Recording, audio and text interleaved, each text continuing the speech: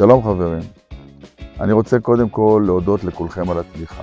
תמיכה וחיבוק גדול מאוד מעבר למצופה. לא ידעתי שיש כל כך הרבה אנשים שעושים לך ככה וככה ומפדבקים על מילים חמות, תגובות, בכל הערוצים, בפייסבוק, בטיק טוק, באינסטגרם, בשמיסטגרם, בטוויטר, בסופר, ברמי לוי. אני חייב לומר לכם ממש תודה, ממש תודה. בכלל, ראש השנה זה הזדמנות לומר תודה. תודה על כל הטוב בחיים שלנו.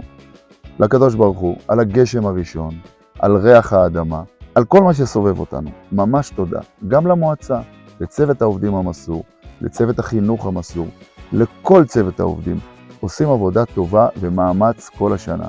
אז אני רוצה לאחל לכם, באמת מכל הלב, יותר שמחה, יותר בריאות, יותר פרנסה, יותר שלווה, יותר נחת, יותר הצלחה, יותר עושר, יותר הגשמה, פתיחת שערים בכל התחומים. שנה של יותר טוב, הרבה יותר טוב.